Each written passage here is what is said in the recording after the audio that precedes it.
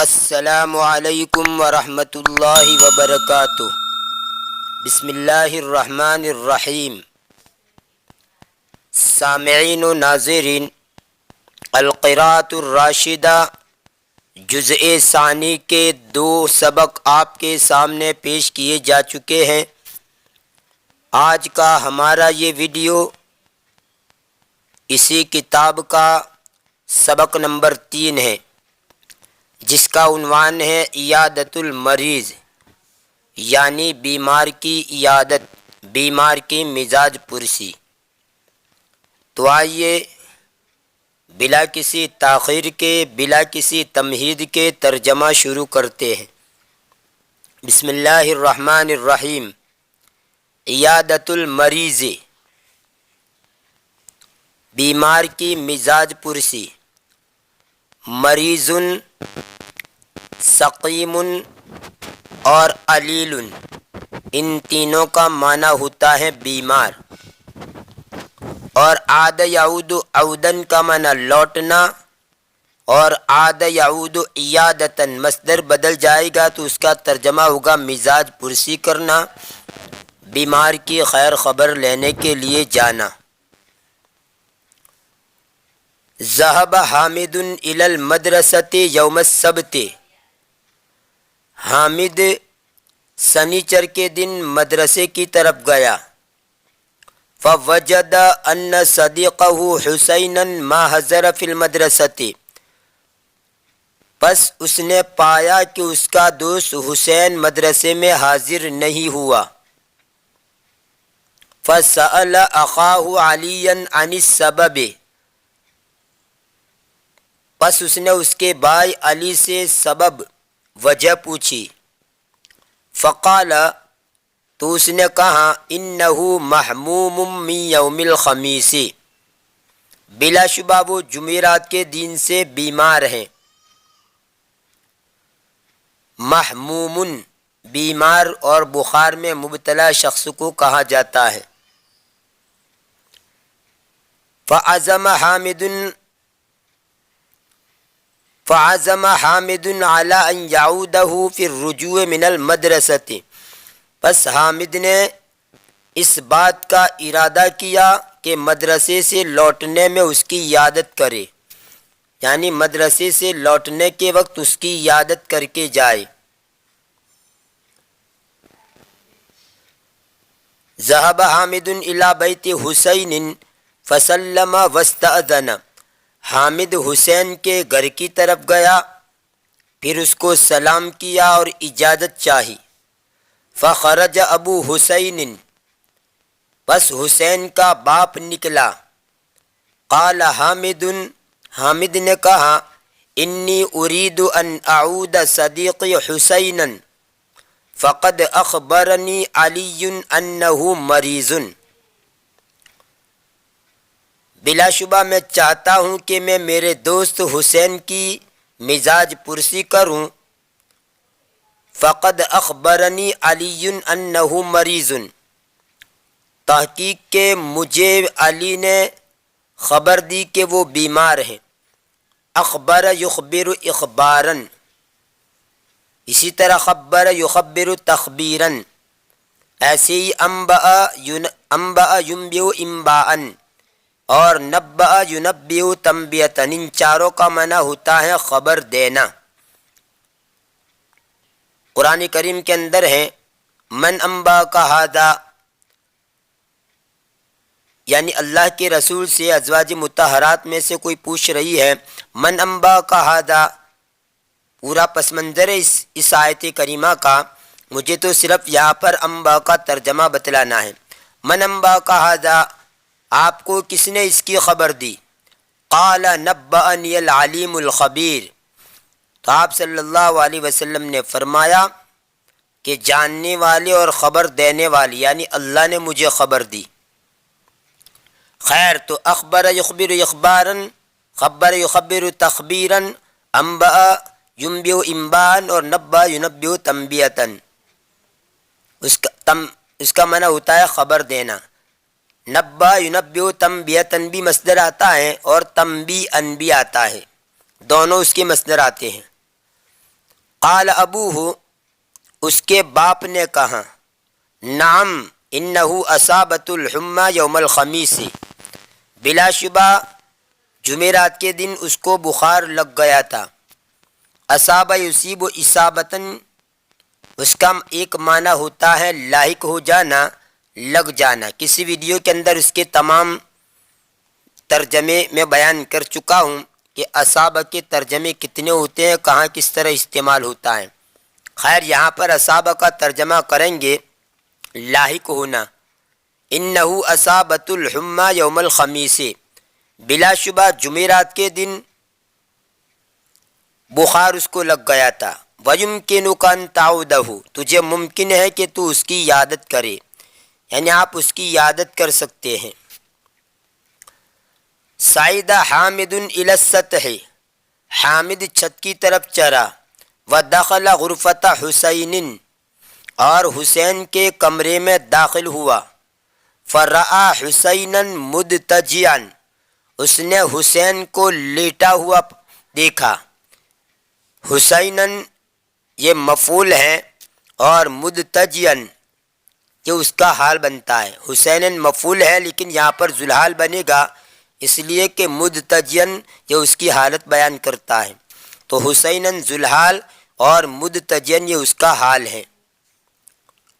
اضطجع یضطجع، اضطجاع کا معنی پہلو پر لیٹنا، سونا، اور فتح یفتح سے ضجع یضجع ضجعا وضجوعا، اس کا معنی بھی ہوتا ہے پہلو پر لیٹنا۔ فسلم علیہ بلطف، اس نے اس کو نرمی کے ساتھ سلام کیا۔ ودنا منہ، اور اس سے نزدیک ہوا۔ دنا یدنو دنون، نصر ینصرو سے ناقص ہے، یعنی اس کا معنی ہے قریب ہونا، اور اسی کو باب افعال کے اندر لے جائے ادنا یدنی ادنان تو اس کا معنی ہوتا ہے قریب کرنا۔ وقال لہ کیف حالک یا اخی عافاک اللہ، اور اس نے اس کو کہا اے میرے بھائی تیری حالت کیسی ہے، اللہ تجھے عافیت دے۔ قال حسین، حسین نے کہا قد اصابتنی الحمى یوم الخمیس، جمعرات کے دن مجھے بخار لگ گیا۔ حمى کا معنی بخار، بیماری۔ وکانت شدیدۃ یوم الجمعۃ، اور وہ جمعہ کے دن سخت ہو گیا، جمعہ کے دن بخار سخت ہو گیا۔ وخفت فی اللیل، اور رات میں کچھ تخفیف ہو گئی۔ خف یخف خفتن کا معنی ہلکا ہو جانا، ڈیم ہو جانا، ہلکا پر جانا۔ تو رات میں کچھ تخفیف ہو گئی یعنی بخار کچھ ہلکا ہو گیا۔ ولیکنی اشکو الصداع والدوار، اور لیکن میں درد سر اور چکر کی شکایت ہے، اور لیکن مجھے درد سر اور چکر کی شکایت ہے، یعنی درد سر ہو رہا ہے اور چکر آ رہے ہیں۔ دوارن اور دورانن، اس کا معنی ہے سر کا چکر، یہ اصل میں دار یدور دورن و دورانن، چکر لگانا گھومنا سے ہے۔ صداعن درد سر، اور جو آدمی درد سر میں مبتلا اس کو کہا جاتا ہے مصدوعن۔ ویسے تو مصدوع کا ایک ترجمہ پھٹا ہوا بھی ہوتا ہے اور ایک اس کا ترجمہ ہوتا ہے درد سر میں مبتلا۔ اور شکا یشکو شکون و شکوا و شکاتن، باب نصر سے بیماری وغیرہ کی وجہ سے تکلیف محسوس کرنا۔ جیسے اگر یوں کہنا ہو کہ اسے درد سر کی تکلیف ہے تو آپ یوں کہیں گے ہوا یشکو من الصداع، تجھے درد سر کی تکلیف ہے۔ انت تشکو من الصداع، مجھے درد سر کی تکلیف ہے۔ انا اشکو من الصداع۔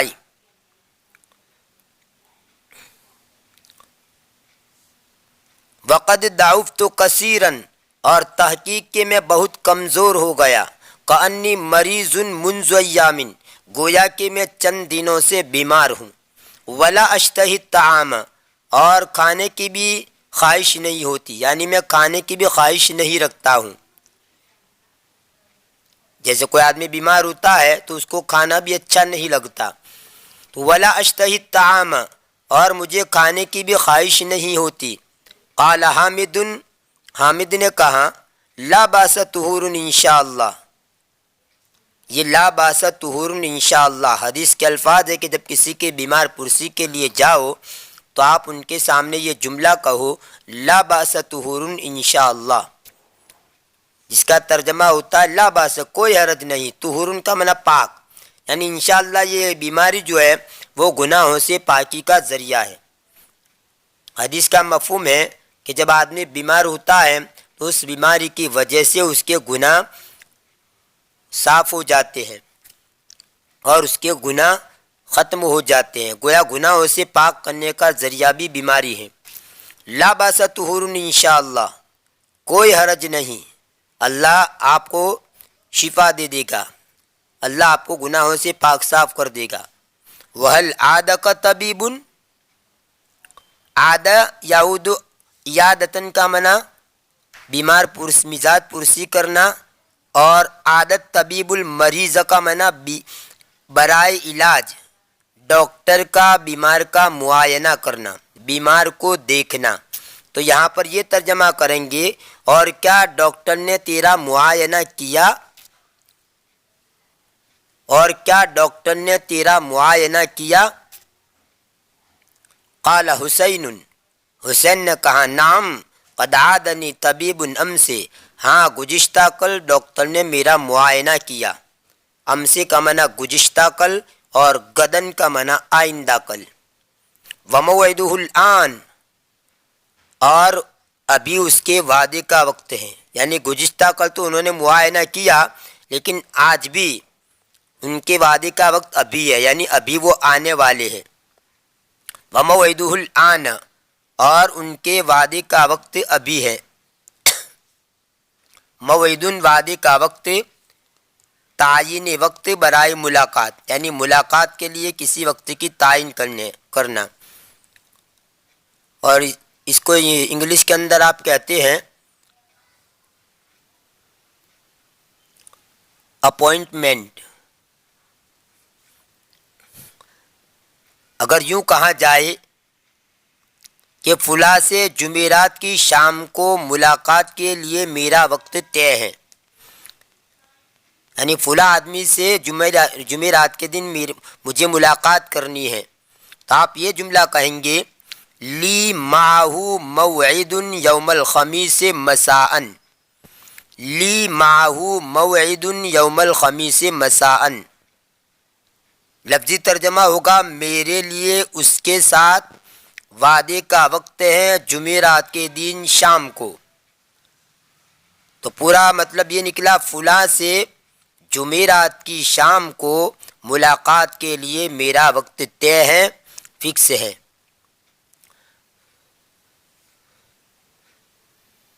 قال حسین، حسین نے کہا نعم قد عادنی طبیب امس، ہاں ڈاکٹر نے گزشتہ کل میرا معائنہ کیا. وموعدہ الآن، اور ابھی اس کے وعدے کا وقت ہے. ولم یجلس حامد الا قلیلا، اور حامد تھوڑی دیر ہی بیٹھا، اور حامد نہیں بیٹھا مگر تھوڑا، یعنی تھوڑی دیر بیٹھا. حتی حضرت طبیب، یہاں تک کہ ڈاکٹر حاضر ہو گئے. فجس ید حسین، پھر اس نے حسین کے ہاتھ کو ٹٹولا. جس یجس جسن، اس کا معنی ہوتا ہے نبض دیکھنا، جسن نبض دیکھنا. اور جسل خبر پتہ لگانا، تحقیق کرنا، ٹوہ لگانا، سراغ لگانا. اسی سے جاسوسن کہا جاتا ہے، سراغ رسا جمع جواسیس. فجس ید حسین، بس اس نے حسین کے ہاتھ کو ٹٹولا، حسین کے ہاتھ کو جانچا. وقاس الحرارت، اور اس نے ٹیمپریچر ناپا. وامتحن الصدر بالسماعۃ، اور اس نے سماعتن کہا جاتا ہے دل کی حرکت دیکھنے کا آلے کو. سماعن، مسماعن اور سماعتن، ان سب کا معنی ہوتا ہے دل کی حرکت دیکھنے کا آلہ، جس کو انگلش کے اندر غالباً اسٹیٹسکوپ بولتے ہیں۔ اسٹیٹسکوپ، جو ڈاکٹر مریض کی دل کی دھڑکن وغیرہ جانچنے کے لیے اپنے دونوں کانوں کے اندر وہ لگا دیتا ہے، اور مریض کے دل سینے کے اوپر وہ آگے کا حصہ رکھتا ہے۔ آپ تصویر میں دیکھ سکتے ہیں، یہ اس کو کہا جاتا ہے سماعتن، سماعن اور مسماعن۔ اور ایئر فون کو بھی کہتے ہیں سماع، یہ ایئر فون کو بھی کہا جاتا ہے سماعتن، سماعن اور مسماعن۔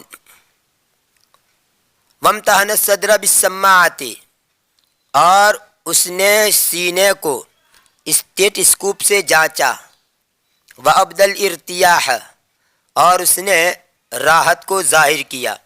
ابدا یبدی ابداءن، اس کا معنی ہوتا ہے ظاہر کرنا۔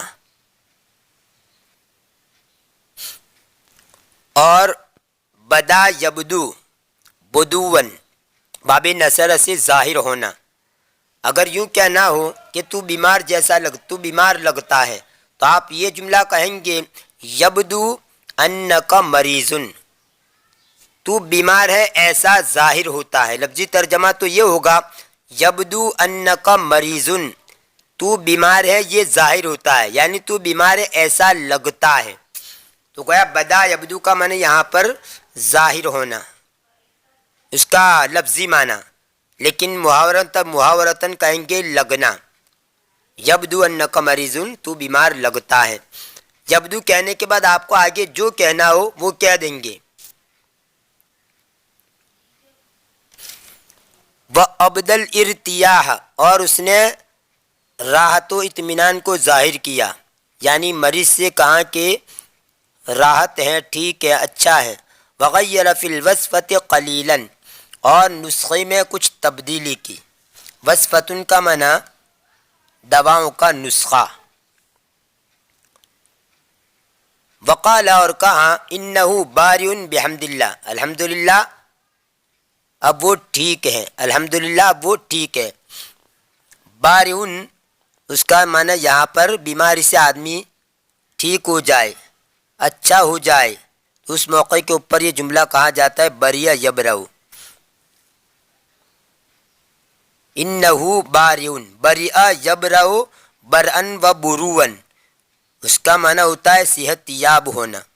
اور برأ یبرؤ برأن، باب فتح یفتح سے اس کا معنی ہوتا ہے پیدا کرنا۔ اسی سے بارئ کا ایک معنی ہوتا ہے پیدا کرنے والا۔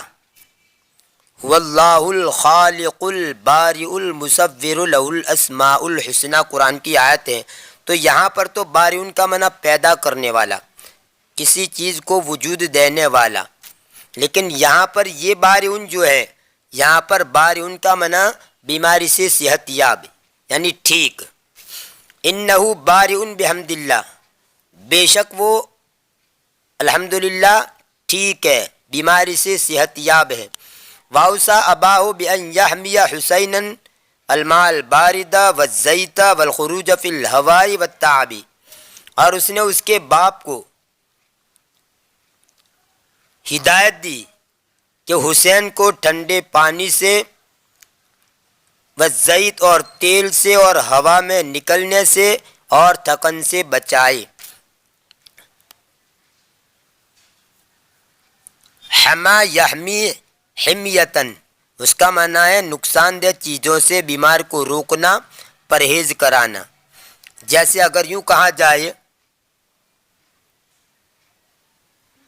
کہ خالد نے اس کے بیمار بیٹے کو نقصان دہ چیزوں سے دور رکھا، تو یہ جملہ کہیں گے خالد حما ابنہ المریض ما یضر، یا ما یضر، بابی نصر سے کہو یا بابی افعال سے۔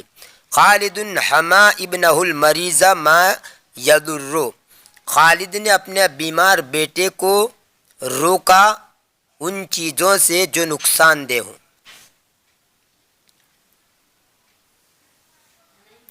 وَيَسْقِيَهُ اللَّبَنَ وَمَاءَ الشَّعِيرِ وَمَاءَ الْفَوَاكِهِ، اور اس بات کی بھی اس کو ہدایت دی کہ اس کو دودھ اور جو کا پانی اور میووں کا پانی پلائے۔ سقا یسقی سقایتن کا معنی پلانا۔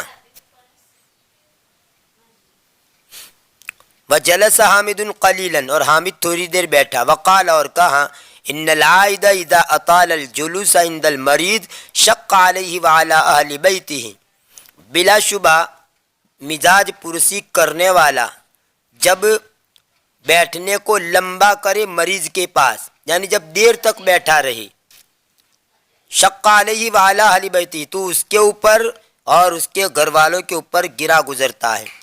اطال یطیل اطالتن کا معنی لمبا کرنا، اور طال یطول طولن کا معنی لمبا، طولن کا معنی لمبا ہونا۔ اگر یوں کہنا ہو کہ میں تیرے گھر کے پاس دیر تک کھڑا رہا، تو آپ یہ جملہ کہیں گے، قمت قیاما طویلا عند بیتک، قمت قیاما طویلا عند بیتک، تیرے گھر کے پاس میں لمبا کھڑا رہا، یا لمبا کھڑا سے مراد دیر تک کھڑا رہا۔ تعبیرات ہوتی ہے، یا لفظی ترجمہ تو یہ نہیں کہیں گے کہ میں تیرے گھر کے پاس لمبا کھڑا رہا، لمبا کھڑا رہا سے مراد یہاں پر دیر تک کھڑا رہا، تو آپ کہیں گے قمت قیاما طویلا عند بیتک فاستأذن وانصرف، بس میں اجازت چاہتا ہوں اور میں لوٹتا ہوں۔ انصرف ینصرف انصرافا، اس کا معنی ہوتا ہے لوٹنا۔ اور شق یشق شقا، اس کا معنی الامر، اس کا معنی ہوتا ہے دشوار ہونا، ناقابل برداشت ہونا۔ اور شق الامر علی فلان، کسی کے اوپر شاق گزرنا، گرا گزرنا، دشوار ہونا۔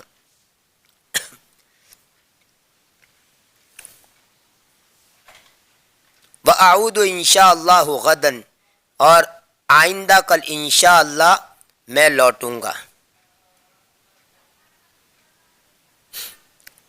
یہ ان العائد اذا اطال الجلوس عند المریض شق علیہ وعلی اہل بیتہ کے اوپر سے ایک واقعہ یاد آ گیا مزاج پرسی کی سلسلے کے اندر، مختصراً آپ کے سامنے پیش کر دوں کہ حضرت عبداللہ بن مبارک رحمۃ اللہ تعالیٰ علیہ ایک مرتبہ بیمار ہوئے۔ لوگ ان کی مزاج پرسی کے لیے آیا کرتے تھے۔ ایک آدمی ان کی مزاج پرسی کے لیے آیا، لیکن وہ اٹھتا ہی نہیں تھا، بیٹھا ہی رہتا تھا۔ عبداللہ بن مبارک رحمۃ اللہ تعالیٰ علیہ کے اوپر یہ بات بڑی شاق گزرتی تھی، لیکن اس کو کچھ کہہ نہیں سکتے تھے۔ اس کی دل شکنی کی وجہ سے اس کے دل کو چوٹ نہ لگے، اس کی وجہ سے کچھ کہہ نہیں سکتے تھے، لیکن وہ آدمی بیٹھا ہی رہا۔ حضرت عبداللہ بن مبارک نے ایک عمومی انداز کے اندر یہ کہا اس کو سنانے کے لیے کہ لوگوں کو کیا ہو گیا ہے کہ جب بیمار پرسی کے لیے آتے ہیں تو گھنٹوں بیٹھے رہتے ہیں۔ اب یہی آدمی کہ جس سے حضرت عبداللہ بن مبارک پریشان ہیں اور انہی کی طرف اشارہ کرنا مقصود تھا، وہ یہ کہہ رہا ہے کہ حضرت میں سب کو نکال کر دروازہ بند کر دوں؟ تو حضرت نے کتنی حکمت سے جواب دیا، ٹھیک ہے بند کر دو، لیکن باہر سے بند کرنا۔ اب ظاہر سی بات ہے، باہر سے وہ دروازہ کب بند کرے گا؟ وہ خود نکلے گا تبھی تو دروازہ بند کرے گا۔ تو گویا اشارہ اس طرف کر دیا کہ پہلے تو نکل، یعنی اتنی حکمت کے ساتھ اس کو جواب دیا۔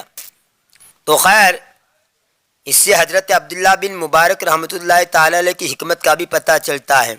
تو جب بھی کسی کے بیمار پرسی کے لیے جائے، مزاج پرسی کے لیے جائے، تو زیادہ دیر تک نہ بیٹھے۔ ہاں، اگر ہمارا کوئی گہرا تعلق والا ہو اور ہمارا جانا پہچانا ہو، ہمیں اندازہ ہو کہ میرے زیادہ بیٹھنے سے اسے تکلیف نہیں ہوگی، وہ خود اجازت دے رہا ہو، وہ الگ بات ہے۔ لیکن عموماً عام لوگوں کی بیمار پرسی کے لیے جائے تو زیادہ دیر تک نہ بیٹھا جائے، بجائے اس کی خیر خواہی کے ہم اس کو تکلیف میں ڈال کر آتے ہیں۔ اس کا ضرور خیال رکھا جائے۔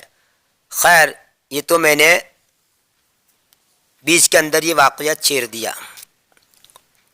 تو یہ تھا آج کا ہمارا یہ سبق القراءۃ الراشدہ کا جزء ثانی کا تیسرا۔ انشاءاللہ آنے والی ویڈیو کے اندر اسی کتاب کا سبق نمبر 4 آپ کے سامنے پیش کیا جائے گا۔ ویڈیو پسند آیا ہو تو لائک کیجئے، اپنے دوستوں میں زیادہ سے زیادہ شیئر کیجئے، اور اگر ابھی تک اس چینل کو سبسکرائب نہیں کیا ہے تو برائے مہربانی سبسکرائب کر لیجئے، بیل آئیکن کو بھی ضرور پریس کیجئے۔ ملتے ہیں اگلے ویڈیو میں، دعاؤں میں یاد رکھیے۔ فی امان اللہ، الی اللقاء۔